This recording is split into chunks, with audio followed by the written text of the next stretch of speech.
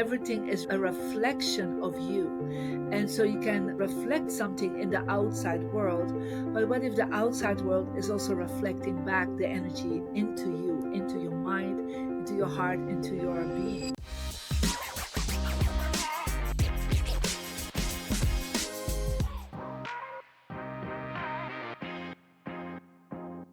Greetings and welcome to the Dr. Espen podcast. I'm your host, Espen. Today I'm joined by Marie Diamond. She's a Feng Shui master and a master teacher of the law of attraction. She's a multi-time best-selling author, the star of the major network TV series Feng Shui Your Life.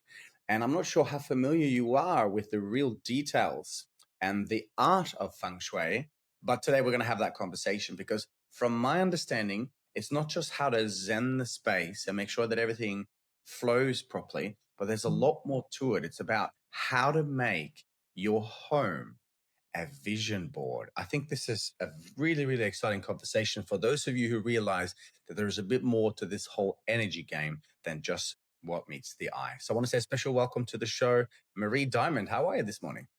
I'm so wonderful to be here. Thank you for having me. It's really excited. I'm really excited to have this conversation because over the years, I've started to realize, as we know in quantum physics, that everything is energy. And when I heard about your work and I started looking into it, I was quite intrigued because if we do realize, and we know through science that everything is energy, then how we set up our space and the energy within that space might just be really, really important and perhaps way more important than what we give ourselves credit for or what we have been educated to believe. So I want to start with the first question. Feng Shui, for sometimes I will believe, is kind of seen as a decorative practice, but you teach that it's more of a quantum energy science. How does rearranging your space actually influence the vibrational field of one's home? Well, this is indeed, a lot of people think it's an interior design system, but it really is not. I call it the quantum physics of your environment. And I would say thousands of years ago, when Feng Shui started being a practice, an energy system practice in China, compared with like acupuncture or Qigong or Tai Chi, where they start focusing on two parts of the life force. And that is, first of all, the breath or the wind, what means feng, and sui means water, how the flow of water is, what we also have in our body. These are the two life forces. Without that, without breath and water, we cannot survive. So I would say thousands of years ago, they started looking, first of all, to kind of understand where they located themselves, where they put their cities, their homes, how that would affect the energy level of the human being. And so that, of course, had been, I would say, advanced more and more over the thousands of years. And especially when the compass was invented, they started understanding that they could tap into the flow of the wind from a certain directions and how that affect the breath, how that affect our vibrational field, because breath is also the chi, the vibrational field. And so when you really look into feng shui mastery, this is not about interior design. I mean, interior designers will use it sometimes, but it's really about how your space is, I believe, a missing link of the quantum physics field that most people don't address. I think most people feel it, like when they go into a certain area and they're like, oh my God, I love this here. And then other areas you're like, I don't want to come ever back to that space. It feels weird. There's something off. I think we have that inner sensitivity to know if a space is okay or not. But if you know there's a system behind it and you can practice it so that you can activate your goals, that you can activate the energy around you, knowing that, like I shared in my newest book, Your Home is a Vision Board, that everything is a reflection of you. And so you can reflect something in the outside world. But what if the outside world is also reflecting back the energy into you, into your mind, into your heart, into your being? And so this is actually what Feng Shui is about, is knowing how to activate that connection of energy between you and your environment. Wow. Well, we should be learning this from a very young age. I'm just picturing how the ancient ones, the Egyptians, for example, would build pyramids at a very specific locations. Yeah. I currently find myself in Bali. there's an intersection of major ley lines happening here. It's a Yeah. very spiritual place. So where does one start now that we're starting to get our head around this? Is it Mhm. like knowing north, south, east, west? Is it like understanding where the house is placed? I know that we're going to talk about your book a little bit later, which is I'm really excited to discuss. But if one is hearing about, say, feng shui for the first time, or now really starting to get the depth of it, where would one start to make sure that one could not only zen the space, but start to look at the energy matrix within the space? Well, of course, you can look at, I would say, planetary, how all the flow ley lines are happening, what we call ley lines. But of course, that's a little bit beyond where we can start personally. So I always would like to start with people to become more aware of the house that they are in or the space that they are in. And I ask them always to walk into their space with new eyes. Like, think about if you are looking through a space as God, as the universe. What is God, the universe, seeing at this moment as you walk in, right? And I always ask people to ask themselves two questions. The first question is, if I walk into my home, I walk into my bedroom, I walk into my office, I walk into my living room, is this a reflection of who I am right now? Yeah, like everything around me, the colors, the images, the statues, the way you position, like everything there is this representing you right now? And then the second question is this a reflection of who I want to be in the future? Yeah. And just to look into that, and I'm giving you an example. If you come into a space and it's a lot of clutter and chaos, right? There's a lot of messy corners, and then ask yourself, is this a reflection of who I am right now? I'm like, yeah, I'm stagnant. My life is chaotic. Nothing is working. I'm like, well, it's been representing who you are. But then the question, do you want to stay like this? Do you want to change your life? Well, then perhaps decluttering, organizing things again in your space will actually give you that feeling of like, oh, I can change something, because sometimes it's hard to change something in yourself, but you can start with changing something around you. Yeah. And so that's like a question they can ask. Or even, let's say they have images of all single people around them, like in their bedroom. I was just literally in somebody's bedroom online, and they had this image of, I don't know why people even have that, but an image of, Archangel Michael killing the dragon. It was like an image that when they wake up, that's what they see. And I'm like, well, is that there's a fight going on between light and dark? And it's like, oh, that's exactly how I feel for the moment. Like, I feel like it's like black and white in my life. Yeah. It's all good or it's all bad, right? There's like a fight.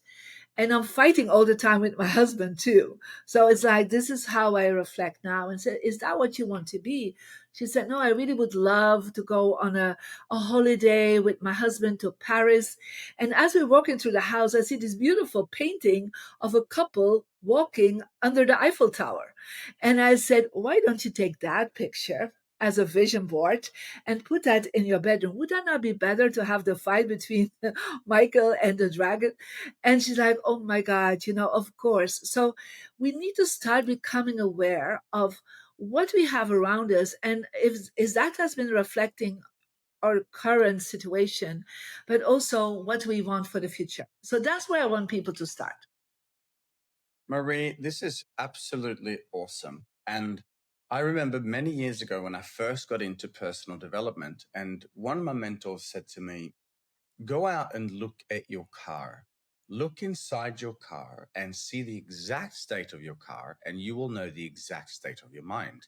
Go home and look in your bedroom and look at, the exact state of the bedroom is the exact state of your mind. And I didn't quite know what he meant right away, but then I got it. How Mm, we leave this space. And this is why I'm teaching my son also. We make the bed in the morning and so on and so forth.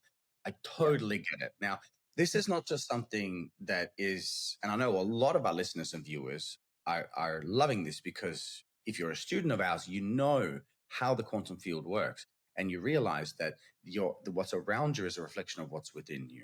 Okay, so we can go deeper on this, but I know you've advised incredible humans on this. People like Steven Spielberg, Jodie Foster, Dan Aykroyd, Big Sean, the top-selling authors, Jack, Canfield, Bob Proctor, Dr. John Gray, Marianne Williamson, and Vishen Lakhiani. Many of these very successful individuals Mhm. come to you for your work Mhm. because they, like we, perhaps would begin to realize that there is so much more to it. And I Good. loved what you said here with starting with asking the question, is this environment, my home, a true reflection of me and what I want to experience? Mhm. I think this is amazing. What are your thoughts on feng shui and expressing ourselves, as in with our authenticity? It seems to be that a lot of people are withholding themselves, not expressing themselves from a fear of being ridiculed or, upsetting the status quo. What have you found working with many incredible individuals over decades now when it Yeah. comes to that authenticity piece, please? Well, it's very important to be able to express yourself. I mean, literally, like, I have a bookcase, right? In that bookcase is like telling my story, right? There are some books, like you see The Secret, my books. There's like, when you look at it, it's like a little expression of who I am. I do believe very important that people express who they are. And so I see that sometimes, and even with the greatest speakers and celebrities, I remember going in the office of Big Sean, and I can't tell the story because he allowed me.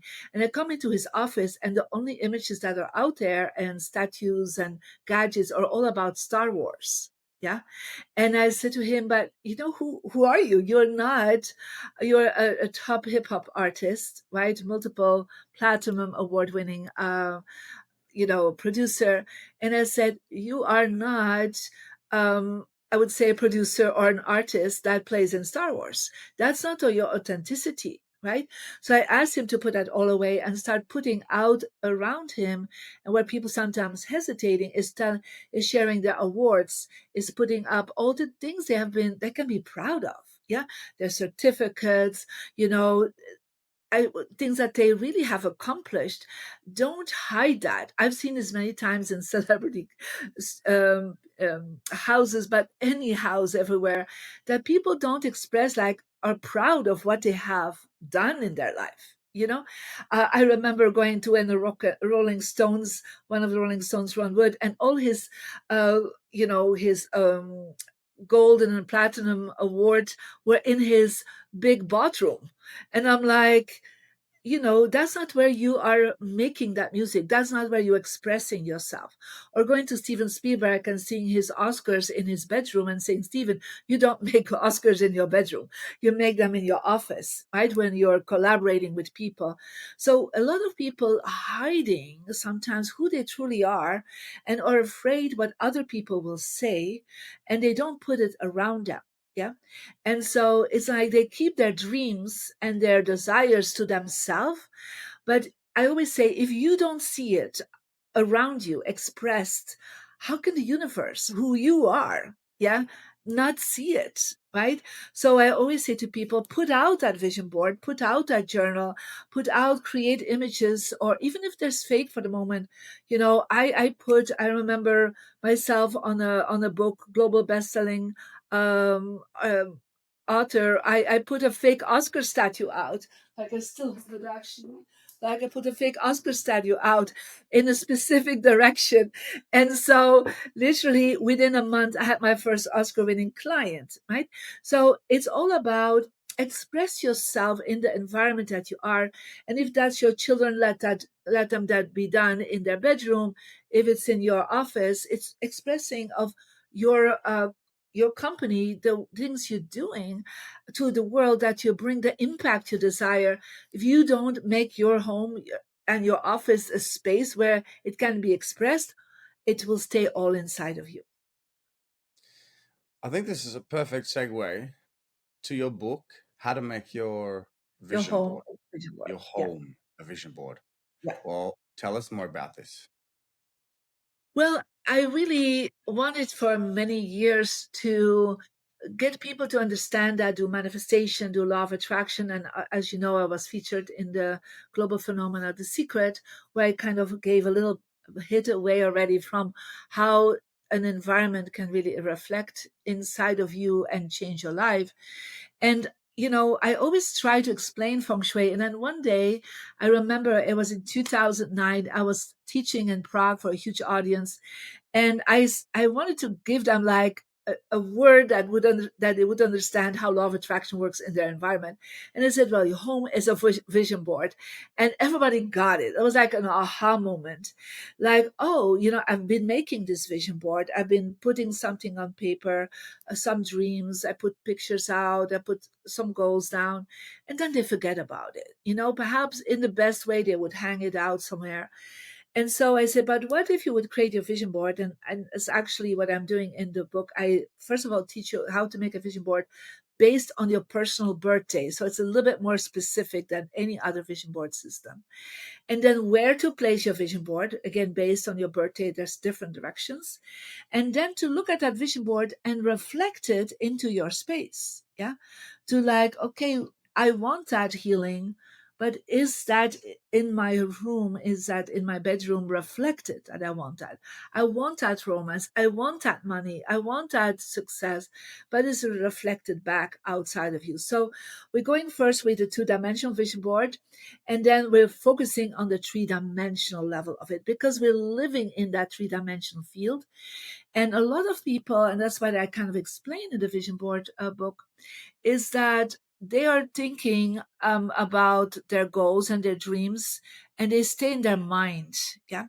But I always say, what if your space is telling a different story than the mindset that you have? Yeah. So let's say you are, you want success and prosperity, but you have all dried up flowers, or you have all images that are like saying, well, is that really prosperity, right? Or the colors can be off. I just saw somebody showing in their office, and they had this image of a village where like the thunderstorm was hanging above. So that's prosperity. So all the images are giving you subconsciously 24 hours a day, when you're sleeping, when you're working, when you're living, now more than ever, because people are doing all this in their home because they're living from and working from home most of the time, right? um, that is all been affecting you. And so your subconscious mind has been reflecting all this, and not one time, but day after day, night after night. And so it becomes like a subconscious programming. So it's possible your mind has been very clear and very positive, and you've done all wonderful work with amazing teachers, but then your subconscious mind is seeing another story. And I always say that story will take over because it's there all the time, and you are focusing on your positive mindset is perhaps a few minutes a day, right? So I remember talking to the late Bob Proctor, who's an amazing man in manifestation. And I came into his home because he said, like, Marie, I'm hitting a ceiling. Like, I feel like I don't have a breakthrough. And I see it with a lot of top speakers and people in this self-help movement, where they come to me like, I'm hitting a ceiling. And so it's because their mindset can do a lot, but cannot do everything. So, because if the mindset of their home is telling a different story, they literally cannot launch through that ceiling. And so, when that environment is aligned with their goals that they have, then they literally see that they have this breakthrough, right? And remember Bob saying to me, like, I've always wanted to accomplish this kind of prosperity, and was hitting a ceiling. Within 6 months after you aligned everything, I was there, right? Or the same with Vishen Lakiani from Mind Valley saying, my company is doing really bad. I don't know what I do. I do all the right mindset. And I said, but your office is so badly set up. Let me change it. And I did it. And he's like, literally within a month, he recovered all the debts he had made in the last year. So because his mindset was now aligned with the mindset of his space. Okay. I love this. My mind is just going over to going, I'm gonna go home and I'm gonna look at my entire space from a completely different angle. And I love that we're having this conversation because as you mentioned, the majority of the time we're spending at home. And Yeah. without being aware of it, the home is subconsciously programming us with the Yeah. inputs. I mean, you wake up and you see, a picture of someone stabbing something. I mean, I get it. I get it. I totally get it. And we're so aware now, so many, about what's happening in terms of TV. We don't watch TV because we know it's just programming. Yeah. TV, television, program or tell a vision, another person's vision or story. But within the home, it's an unspoken concept. I love this. So, question here for listeners and viewers: what does this look like in your space? And what are the next steps for you to be able to observe what is happening and to change it to make your home a vision board? I think this is a wonderful, and not just your home, but also potentially your office as well. Correct. Yes. So the second step I would like them to do is to download the free Mary Diamond app. So they go to Mary Diamond on the app stores, and so what they do there is they will be asked to put in their birthday, their full birthday, day, month, and year, and their birth gender. It's based on the original gender. And so when you do that, and I would love to do that from you if you give me your birthday. Yeah, let's do So it. Absolutely. yeah, what is your Second, birthday? 2nd of January, 1983. Let's do a live demo. This is a great idea. 2nd January, Okay. 1983. 2nd of January, 83. Okay. So 2nd of January, 83. Um, and yeah, male, so second. Confirm. So I will calculate it. Yeah. So there's a calculation that's different than numerology. So if people say, oh, I know my number, it's a whole other system. So you're a number 9, by the way. So the 9 stands for the healer. So you are actually here in this world to heal people. Yeah. Heal them with information, healing them, learning them some modalities, expand them. Yeah. But you also love to work with the ancient traditions. Yeah, and to bring the ancient traditions. I don't know enough about you, but I'm kind of reading what it is. Yeah. So what it says, first of all, is your success direction is east, and so your relationship direction is north. So you will see you will have 4 directions, right? So once you have installed that for yourself, you will actually get an overview, and you will have here the number 9. Now I'm number 5. Yeah. So, and then you will click on diamond compass. Yeah, and you will get a compass. So it's a compass, so it moves around, always facing, it's connect with north, of course. But for you, your success direction will be here. Yeah. So mine is southwest, yours is east. So what you will do, you hold the compass like your phone in like on the level of the heart in the middle of the space you want to feng shui. And so let's say your office, yeah, you were going to look where for you is east. Now for somebody else could be west, north, southwest. I don't know what it is. So for me, southwest is behind me. That's literally here. Yeah. So you always need to place things in your success direction that because it's like a portal of chi. It's a quantum physics portal between the third dimension and the fifth dimension. Yeah. So for you, for the rest of your life, it is east. So you need to look at what is in the east for you at this moment. In every room you work, you sleep, you live in, the east is something you need to activate. Yeah. So if you there, for example, have a garbage bin, you've been sending nonstop like the energy into a garbage. If you have dried flowers there, your success will dry up. So it will be interesting for you to see, what is there, Espen, at this moment. Yeah. Because even if you don't know what you put there, it has been reflecting back to you. Yeah. Mm. So you also check out your relationship direction. So for you, it's north. So in the north, and I know you have a worldwide audience, I always put in my relationship direction because I have students in 190 countries and more. I always put a globe. Yeah, because you need to represent something that is connecting with everyone. And how do you do that? Well, a globe is a good symbol. So you first of all declutter this area. Yeah. Like everything that is wrong, everything that's broken, everything that is not organized, organize this area. And then look at what is there right now. And it's like, is this representing a relationship? Yeah. So I give you an example. I just saw somebody and they had an image of a man that was like sitting like this, like the thinker, right? So it's like it's a symbol of not being open. right? If you would put there an image of somebody who's open and embraces everybody, that is definitely something better. So look at what is there, and is it reflecting of the goals that you have right now for success, for relationships? Now, in your office, you will focus more on your professional relationships, yeah? And in your bedroom, you focus on your personal relationships. And in the living room, you focus on your family relationships. Yeah. So depending what is the focus of that room. Yeah. So that is like something very simple. And of course, the book Your Home is a Vision Board guides you step by step through the whole process. But it's really very interesting. And I've done this for more than 30 years. And this system exists about 2000 years. This is specific personal feng shui, but it's so accurate. And when I look then at what they have in that space, it's like, oh my God, is that really what I've been attracting? Yes, this is how I've been at this moment. But is that something I want to change? What does my future self want to become? Yeah, that's why you activate your success and relationship direction. Wow.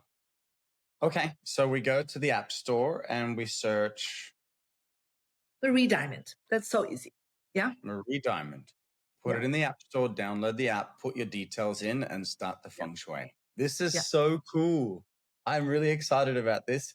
Decluttering. I call it decluttering for clarity, and then start to zen it. So, okay, so my success, as you mentioned, is East. So all the success stuff in the East and yeah, relationships in the North. yeah. So it's that simple. Of course, you can go beyond that, but that's a good start. Yeah. Wonderful. Now, what about? I've heard and read some research some years ago as to where certain people should be living around the earth. Is that something that feng shui also considers? I mean, it's not that easy for a family to say, "Yeah, I'm just going to leave, the US and go somewhere else." But how does that come into consideration in terms of actual geolocations on the planet? Well, I think you actually, what you have done, you've gone to the east, you've gone to Bali, right? And I think since you moved into Bali, I think your success has been growing. Yeah. Have you Yeah, I'm seen that? currently living in Australia, but I'm just happened to be running a retreat in Bali, which was wildly Okay. successful. Okay, but Australia, that's quite to the east side. Because from a map perspective, we see Europe as the center. Yeah. So that's kind of how we look at the world.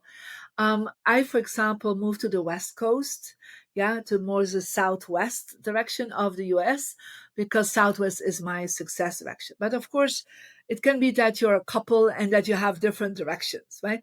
So you cannot always play with that. But I always say, at least look for a space where there is the five elements are present. Yeah. So the five elements in feng shui, it means there's earth energy. So there's like mountains, hills. That's always a positive thing. Where you have access to water. Yeah. Water close by could be a river. Not that you have to see it, but at least it's close by. Could be an ocean, a sea. That's always a good element to have. Another element is wood. Make sure there's plants and flowers, and you don't, good feng shui is not the desert, let's put it this way. Right? So you need to have these elements around you. You want to have a fire. That means the sun, right? The sun is a fire element, so not overwhelming, but a good sunshine, everybody loves that. And we also want to have metal, and metal is a beautiful sky. Yeah. So that is why there are certain places where we would call more blue zones or prana areas.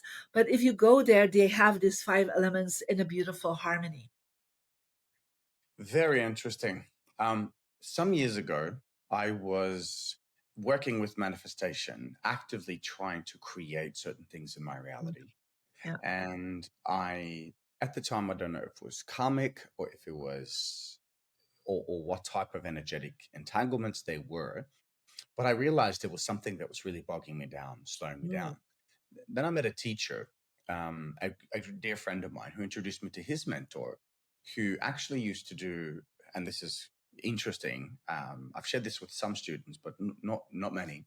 He was hired by a major politician that everyone hearing this podcast has heard of multiple times, but I cannot mention names. He was hired by one of the world's elites, let's put it that way, to do energy security.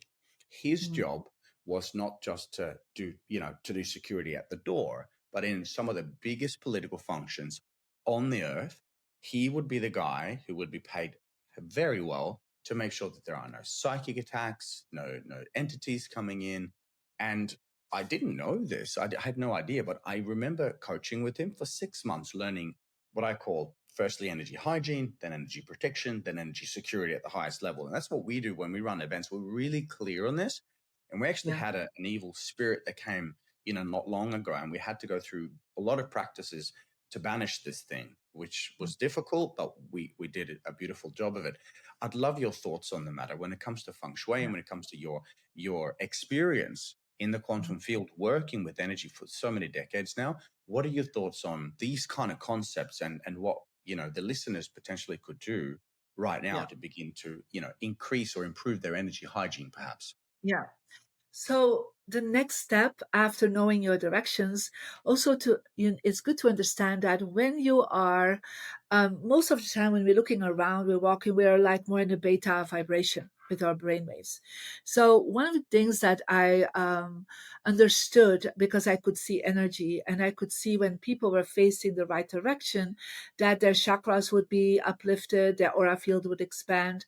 And so it's not just that you're activated directions, but if you look at the right directions, like literally, I'm facing right now my wisdom direction. So it's 4 directions that are good for you, and there are 4 that are empty. Yeah. Now yours are opposite of mine, to be honest. But if I look at the right direction, then within a few seconds, and we've done that with encephalograms, the machines to check this out, within a few seconds, the brainwave will go from beta into more alpha and more Wow. theta. Yeah. So when you look at the right direction, so that's why my students all have the compass. And when they're meditating, for example, they're meditating for health, there's a health direction, they turn themselves towards the health direction. If they're focusing on manifestation, success, and money, they go and direct their body, their third eye, towards that direction. When they do that, it's like the quantum field opens easier up for them, the vibrations changes, and on top of it they feel much more protected because they're not in a beta vibration. Now if you face a beta vibration, those are the empty directions on your chart, that is where your chakras are really more closing off, or you have an easier attack on from or a disharmony happening, or you're more open to what is living in the space that is not so positive. Yeah. So that is one of the first things all my students learn, is always face the right direction. Yeah. Especially when you do practices, when you do modalities, when you do meditations, because your brain is always in a higher state. And we're going from what we call the reptilian brain, where we are focusing on the past. We're going to the frontal lobe, to the frontal cortex, and we're going to the third eye, and the energy expands. We're more connecting in with solutions and possibilities. So that is one of the things we always do. A second thing is that when you are sitting a long time in the same position, like an office, a bedroom, we always want to see the door. So we don't want to sit with our back to the door. Right now, as I'm talking to you, Espen, I still see the door. Right? When you see the door, we are immediately feeling more safe. Yeah. Because think about the primitive man when he was sitting in a cave, he would never sit with his back to the cave opening because, hey, the tiger could go in and kill him. Right? Think about all the queens, all the kings, all the presidents, CEOs. They would always set themselves up that they can see the people coming into the space. Even just doing that, even if it's not the right direction, that already gives you immediately alpha brainwaves. Yeah. So if you're sitting with your back to the door, if you're facing a wall, you're narrowing the energy. Yeah. So you don't feel safe because somebody can come in behind you. If you're facing a wall, you're literally hitting the wall, like literally energetically. There's no opening that can happen. Yeah. The same with facing a window. There's no opening. Nobody can come in. So this is two parts of an energy hygiene that we would use in feng shui, um, and that already is helpful. So another aspect, and that's more another part of my curriculum, is not just feng shui but is dowsing. Yeah. So I have hundreds of thousands of students that just have done diamond dowsing, where we actually check in based on Egyptian knowledge. We will look with the dowsing rods where there's underground water, where there's electricity, where there are ley lines if we find one, where there are positive vortex, where there are negative vortexes. So how is the energy spinning? And so we're using, oh, I want to find my rods right here. Okay, I don't have them with me. Oh yeah, I do have them. So we use dowsing rods, yeah, to see if energy is positive. If energy is positive, it goes clockwise, yeah. If energy is negative, and I think about something negative, it will start spinning the other way around, yeah. So we can actually measure energy, and it's possible that your home has so much underground water, there's a negative vortex in the place, and then that opens up the quantum field for lesser energy. So could be somebody that has passed on but hasn't reached the light, for example. It can be some ancestral energy of a land that is coming in that is not very happy. So there are some of the lower, lesser frequency spirit energies that can come in if your home is not above a certain level of frequency. So as a true feng shui master, I practice both, because the ancient feng shui masters would practice both the compass and the landscape feng shui and the dowsing, because they would not put the emperor of China on a place that has negative energy. They would put always his throne on the crossing of ley lines. Yeah, that's what they did. Like, think about Buckingham Palace. Buckingham Palace, the whole lane that goes to it is actually on a crossing of 6 ley lines. Yeah. So they know what they were doing. When people come to the bordes, the king and his family, they are on a ley line. Yeah. So their power would uh, increase. Yeah. The same with cathedrals, altars, temples, the Stonehenge. They're all this crossing, so we can find that out. But living on such a place constantly, most people don't do that, right? But we can at least cure and reactivate a house when it's underground water, because underground water really brings our energy down when you sleep on it. Yeah. And so people get more sick, their immune system goes down, they cannot go to the next level in their spiritual growth. And so when we cure that, you literally, I've seen families just, both men and women and children, like, go to a whole new level of manifestation, because the magnetic field of the house is now totally in balance. So that is part of what we do. Yeah. This is so cool. Really, really, really interesting. Okay, now it's like if one is to move, you will have to start doing a lot of research in regards to not just I like the place, but where are the directions? Are there ley lines here? Yeah. Is there other ways we can find the ley lines? I know there is. As I say, and correct me if I'm wrong here, but when I say to my students that the ley lines on the earth is like the meridian points through the body, and when the Yeah. meridian points meet, that's where we may have a major Correct. energy point or even a chakra point. And there are 7 chakras, 7 energy vortexes, the major Yeah. ones in the earth and also in the body. And ley lines is an energy line or energy grid, and where they several of them meet is where we have this energy point. Is there any?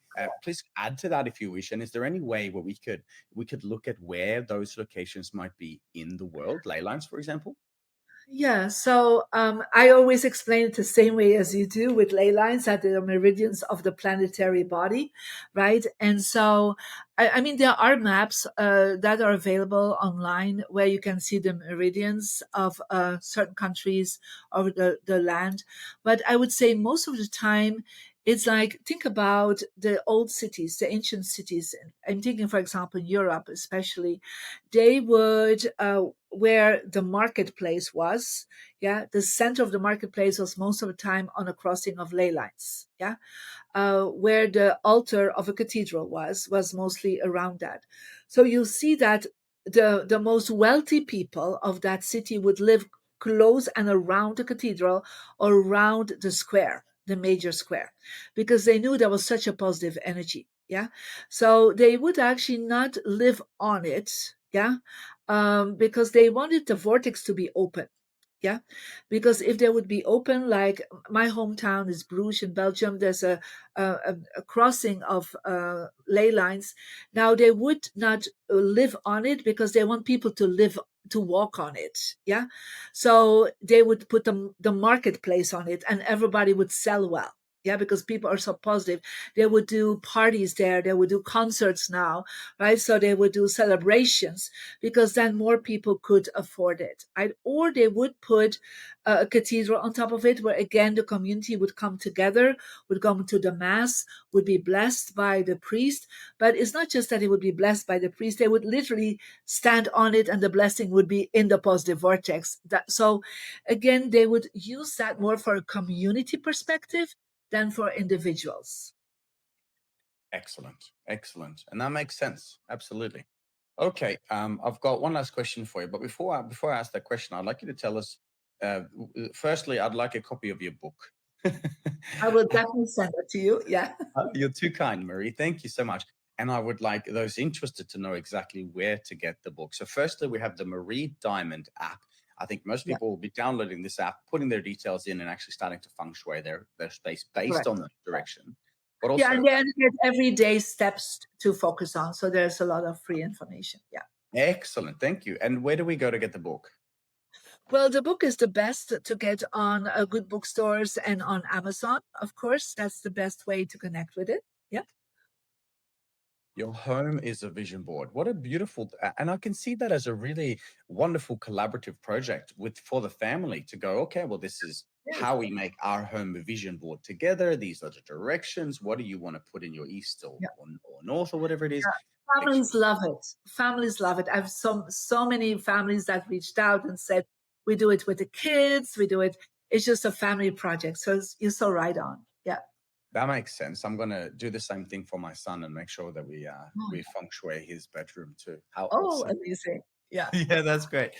Okay, Maria, I've got one last question for you straight off the cuff. Are you ready? Yes. Okay. I want you now to imagine that you are on the world stage. Every sentient being alive has gathered, watching, tuning into your message. When you're ready, take a breath and please do share what is your message to the world right now.